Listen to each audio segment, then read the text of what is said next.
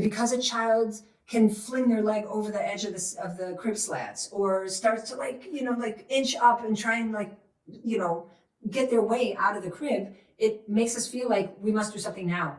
When we need to do something now, because we're acting out of fear, it's going to backfire. It's not the right way to make changes, and it's not the right way to make choices. Jumping out of a crib.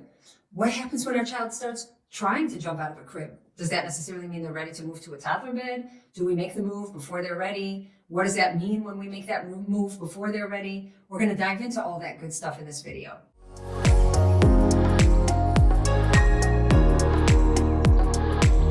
So there's 3 main points we're going to look at. The first one is, when do we not want to move our child out of a crib? The second point we're going to look at is, what does it look like when we move our child out of a crib too early?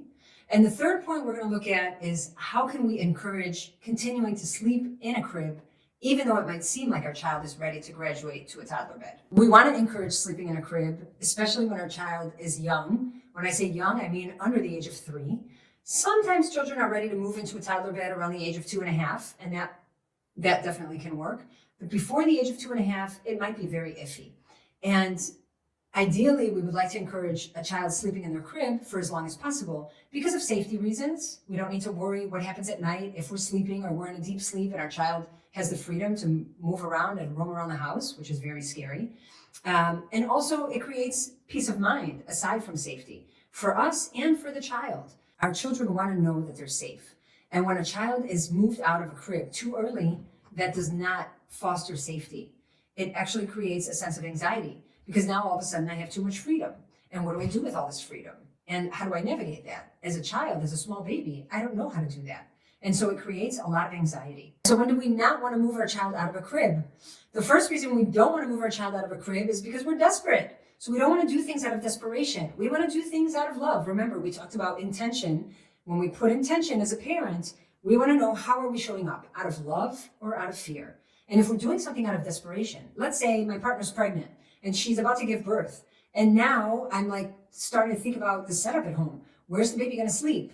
My other child is sleeping in a crib, so I need the crib for the new baby. So I just better move my child out of the crib ASAP. That would be called doing it out of desperation. It's not really necessarily age appropriate. It's not necessarily something that we would have done if we were not expecting another child to be born within close proximity. So we're doing it out of desperation, and that generally backfires. So that's probably not the best reason why you want to move your child out of a crib. Okay, the next reason you don't want to move your child out of a crib is because he decided to jump out of the crib. But that sounds very strange, because if my child's jumping out of the crib, I am super scared, and that definitely compromises their safety. And so the whole idea of having a child in the crib is for safety. And now he's possibly going to jump out of the crib, which jeopardizes their safety. So it must feel right to move our child into a big bed. But that's not the right time. The third reason we don't want to move our child out of the crib is to fix everything, because I have sleep issues with my child. So maybe they don't like their bed. Maybe I'll move them into a toddler bed and then everything will be okay. And this comes up all the time, that I just didn't know what else to do. Sleep was so bad. I thought for sure the bed would fix the situation. And so again, we're out of desperation, trying to do something reactively without acting out of intention. It's going to backfire, guys. That's not the right way to go about it. So what does it look like when we want to transition our child out of their crib too early? Okay, the first thing that creates is a sense of overwhelm for the child, a sense of anxiety for the child, because all of a sudden you've granted them all this freedom. They have the freedom now to roam around, to get up and out. And so you're trying to ease your stress around safety because your child maybe is going to jump out of the bed, or you're trying to ease some sort of stress because there's a new baby coming. And so you move your child to a big bed before they're actually mature enough to handle it. And then it creates a uncertainty around, what is the expectation now for me as a child?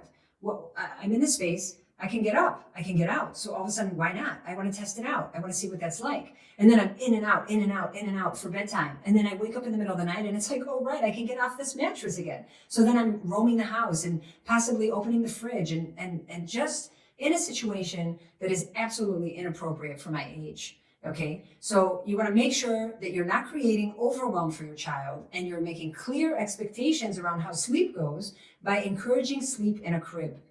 The other point that's important to recognize is that when we move our child to a toddler bed or to a mattress on the floor before they're mature enough or before it's age appropriate, what ends up happening is that we encourage negative behavior. So just imagine now that we're thinking about the fact that there's a new baby coming soon. And so we just jump into, let's bring in a mattress, let's put our child to sleep on the mattress, and hopefully that will be the saving grace of the family. Okay, now all of a sudden your child is in a space that they have much more freedom than they were ever used to. They don't know what to do with this freedom because they've never explored the space. And so they're going to start exploring, which is very natural and supposed to be that way.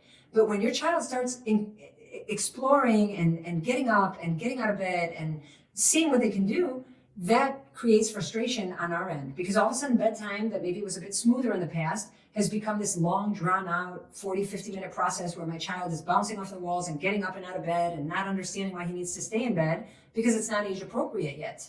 And so that creates negative bedtime dynamics between us and our child.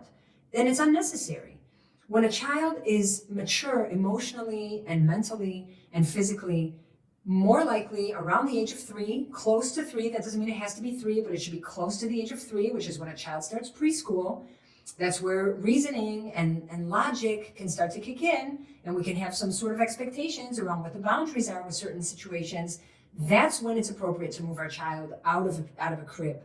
So the next question might be, well, how do I do this? Because my child is like sticking his leg over the edge of the crib slats, and so I'm not waiting anymore. What do I do? This is like, I'm in dire need of an answer right now.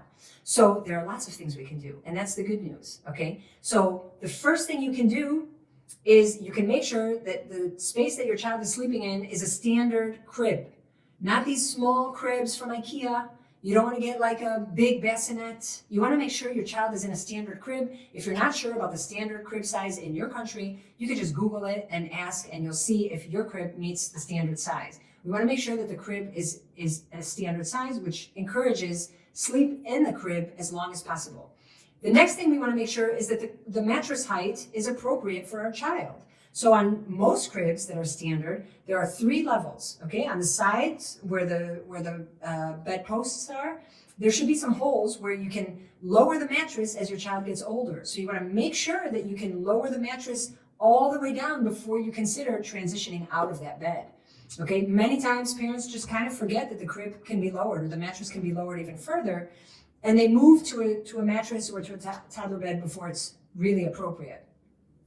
The next point you want to think about is if the mattress is as furthest down as it can be, and if the bed is a standard crib, and it's not low enough. My child's tall. My child has, he's an acrobat. He can stick his leg right over, no problem. Then we want to think about purchasing a bed rail that would just be fastened on top of the crib side and create a bit of a heightened side, okay? So these extra bed rails are sold at IKEA, actually. Probably they are sold all over. You just need to do a little bit of research. I know specifically that they are sold at IKEA. It's a little bed rail like this. It's made out of wood. It's got like 2 hinges on the side that I think pretty much anybody who's even a tiny bit handy can manage to fasten it onto the side of the bed. And all of a sudden the crib slats are just that bit higher, which prevents the ability to jump out of the crib. I think if you would like to see what this looks like, on my Instagram, there is a photo of a bed rail that has been put up on top of a bed or on top of a crib for a family that I've worked with. And she couldn't believe it. She said to me, I cannot believe this. It just saved our life. Because instead of now having to deal with moving the child to a space where he was not mature enough to handle, they just put an extra bed rail on top of the crib slats, and that kept him in his crib for another year. Okay, so just because your child is tall doesn't mean that they need to have to go through the process of transitioning early. There are solutions, and the bed rail is one of them, and I think it's a fabulous solution. Okay, so you can check that out, I think, on my Instagram. There's a photo there. And if you have questions, of course, leave your comments. The next thing that's an option is using a crib tent. So crib tents are very popular. You can look them up on Google or on Amazon, and you'll see what they look like. There's all different kinds. There's blackout tents, which that's not what I'm talking about right now. I'm talking about just a regular crib tent, which is like mesh. It's also a nice way not to have mosquitoes going into the bed if that's a thing where you're living. You just want to make sure that your child stays safe in the space, and a crib tent does just that. Okay, so we have a few options for how to keep our child in a crib longer than you might think is possible based on what's happening right now at home, but you want to move your child out of a crib for the right reasons. And you want to make sure that you're moving your child out of a crib because it's an intentional decision that you're making that's made because your child is developmentally ready to move into a space with more freedom, to move into a space where you'll be able to reason with him and he will understand. It doesn't necessarily promise that everything is going to be perfect when you move to a toddler bed, but it definitely helps you not make the decision out of desperation or frustration when your child is way too young and not ready. If you're interested in learning more, I have a whole entire bundle dedicated to transitioning to a toddler bed in my online digital course. So check it out. There's a link below. And get that wealth of information that you need in order to be able to make this transition with intention so that everybody's thriving, the transition will be smooth. I want to thank you for being with me. I recognize that you're taking time out of your busy day. I appreciate your support. I'd love to hear your comments. Please let me know what you think, and I will see you in the next video.